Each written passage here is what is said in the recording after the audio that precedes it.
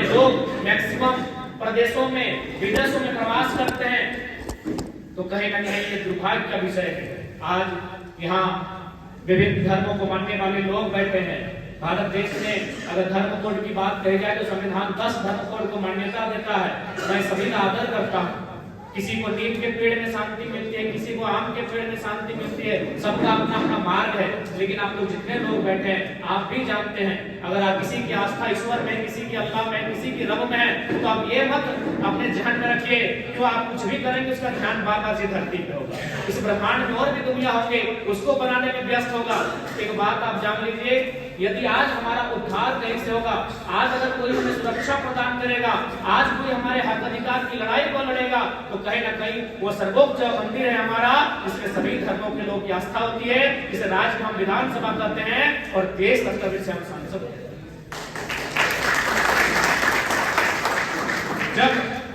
जब भी कोई हमारे साथ घटना घटती है तो हम सभी धर्मों को मानने वाले लोग अपने धर्म स्तर पर नहीं जाते हैं, हम कानून की मदद लेते हैं।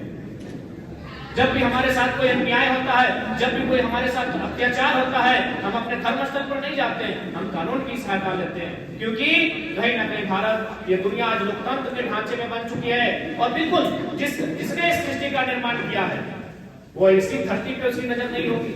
जब उसने इस जहां का निर्माण किया है तो क्या 510 मिलियन की धरती में वो बिजी होगा?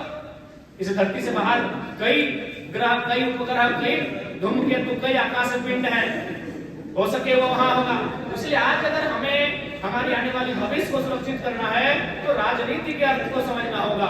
जो आज संविधान निर्माताओं ने हमारे हाथों में, एक दौर था जिसे हम राजतंत्र कहते थे, उस समय राजाओं का तलवार महत्वपूर्ण था, उनकी तलवार के आगे हम बहस नहीं कर सकते थे। लेकिन भारत एक लोकतांत्रिक देश है, हमारे पास लोकतंत्र का सबसे खूबसूरत ढांचा 1 पर्सन 1 वोट 1 वैल्यू है, जो आज के दौर का सबसे शक्तिशाली हथियार है। इस हथियार का आपको इस्तेमाल करना।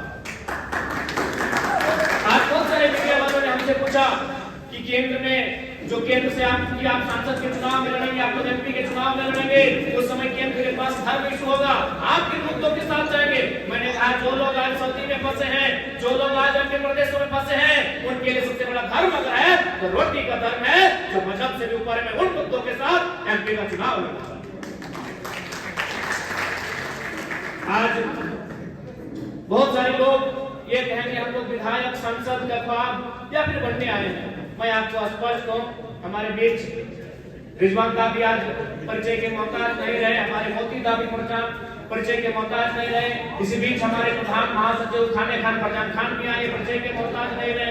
निश्चय आज नहीं तो कल ये कोई बड़ी पार्टी इनको टिकट ऑफर करेगी, ये विधायक बन सकते हैं, बिल्कुल इनमें काबिलियत है और इनका कहीं ना कहीं क्षमता है। आज नहीं तो कल इनको कोई टिकट ऑफर करेगी, ये एनडीए इंडिया गठबंधन नहीं जा सकते हैं। लेकिन मैं ये हो सके 10 साल बाद पार्टी की सेवा करने के बाद ये मंत्री भी बन सकते हैं। लेकिन यकीन मानिए ये दिल से कभी खुश नहीं हो पाएंगे। हम लोग विधायक सांसद नहीं बनने आए हैं, हम लोग व्यवस्था को बदलने आए हैं।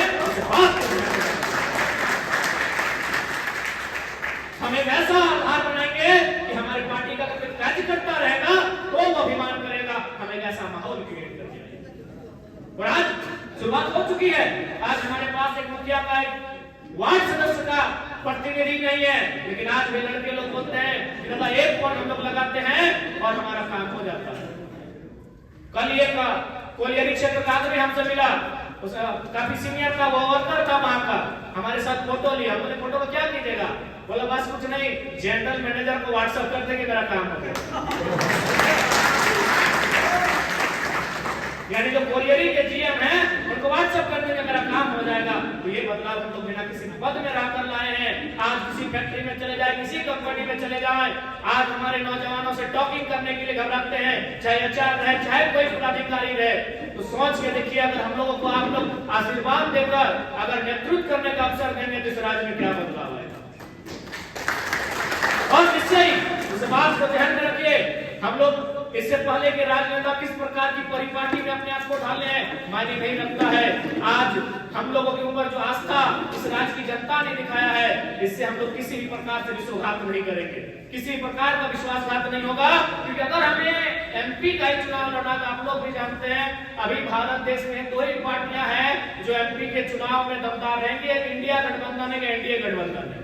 और मैं आपको कोई झूठ बात नहीं, न हवा हवाई बात नहीं, दोनों पार्टियों के बड़े लीडर हमसे संपर्क करते हैं कि आप बोलिए आपको 3-4 सीट है, इनमें आप नाम लेके बोलिए कि लोकसभा किस सीट से लड़ना पसंद है।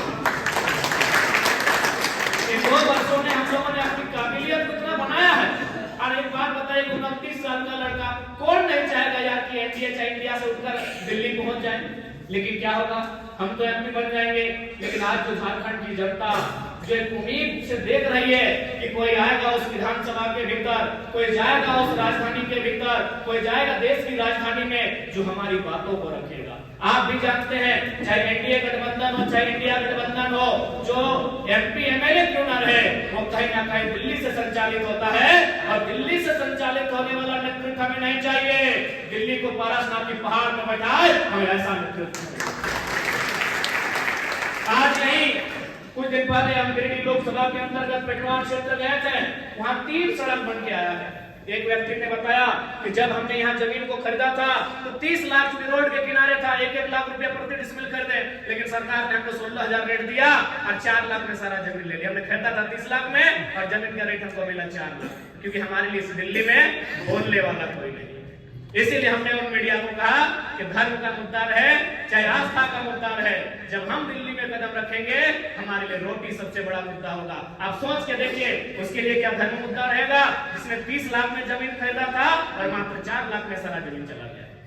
आप ये सोच के देखिए, क्या उसके लिए कोई आस्था मुद्दा रहेगा?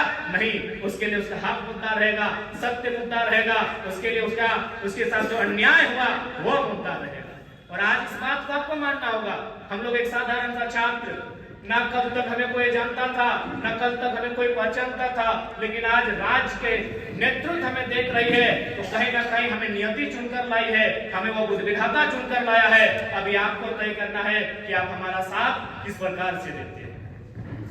क्योंकि देखिए, ऐसा नहीं कि हम लोग आखिरी हैं, इसके बाद 20 साल बाद फिर कोई आंदोलन आएगा, फिर कोई आंदोलन खड़ा होगा, फिर कोई टाइगर, फिर कोई रिजवान बन के आएगा, लेकिन तब तक हम लोग बहुत कुछ खो चुके होंगे, तब तक हम लोग बहुत चीजें खो चुके होंगे। क्या पता हमारे जल, जमीन, जंगल, हमारे खेत खलिहान कहां तक खो चुके होंगे, इसका कोई अनुमान नहीं है। इसलिए मैं ये नहीं कह रहा हूं कि हम लोग आखिरी हैं इसके, लेकिन हाँ, आंदोलन का एक पीरियड होता है। 5 साल में आंदोलन नहीं होता है, 2 साल में आंदोलन नहीं होता है। एक बड़ा आंदोलन जब भी होता है, जब भी कोई राज्य में व्यापक आंदोलन होता है, कम से कम 15 से 20 साल का गैप होता है। उतने दिनों बाद जब फिर कोई नया आंदोलन खड़ा होगा, पता नहीं हम लोग क्या होने की स्थिति में रहेंगे।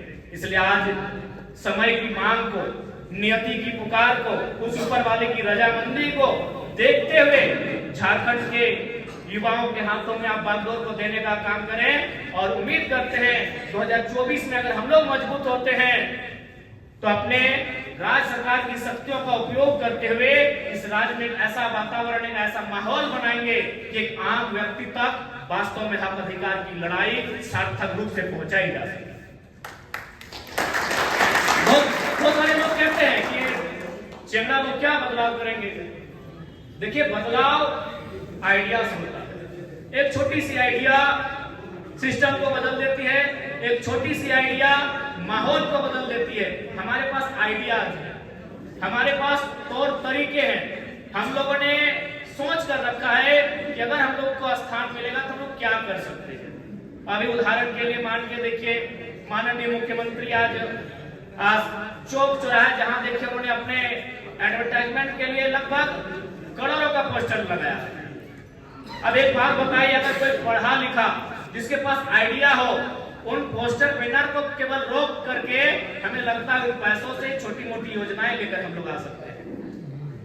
हमारे पास आइडियाज की कोई कमी नहीं है, लेकिन जब तक, क्योंकि भारत एक लोकतांत्रिक देश है, आप सिस्टम में जब तक नहीं आते हैं, आप उन चीजों को इम्प्लीमेंट नहीं करेंगे, तब तक विशेष बदलाव होने की अपेक्षा आप नहीं रख सकते हैं। इसलिए, और आज देखिए, अगर हम लोग को भी अगर चुनाव लड़ने की इच्छा होती तो हम लोग 2 साल पहले पार्टी बना लेते। आप लोग सुने होंगे कि अभी पार्टी हम लोग का रजिस्ट्रेशन के लिए गया है, अड़चने आ रही है, बहुत सारे लोग सवाल करते हैं पार्टी बना क्यों नहीं। अरे भाई, हम लोग चुनाव लड़ने का उद्देश्य ही नहीं था। हमारा उद्देश्य था झारखंड के आवाज बनना, लेकिन 2 सालों से लोगों ने कहा कि भाई आप लोग विकल्प के तौर पर आए हैं तो कहीं ना कहीं आप लोगों को पॉलिटिक्स करना चाहिए। तब हम लोग पॉलिटिक्स को मानकर आए हैं, वरना हमारा कभी उद्देश्य नहीं था कि हम लोग राजनीति करेंगे। इसलिए अगर ये अवसर आया है तो कहीं ना कहीं अवसर इसलिए आया है क्योंकि झारखंड के जो साथ जो अन्याय और दुराचार हुआ है ये पूरे ब्रह्मांड में किसी के साथ नहीं हुआ है। हमारे पास 28 राज्य, 8 केंद्र शासित राज्य हैं। वे लोग हवा, धूल, पानी, गर्मी, बरसात सहते हैं। झारखंड के लोग एक्स्ट्रा चीज सहते हैं, उसे अन्याय और जुल्म कहते हैं।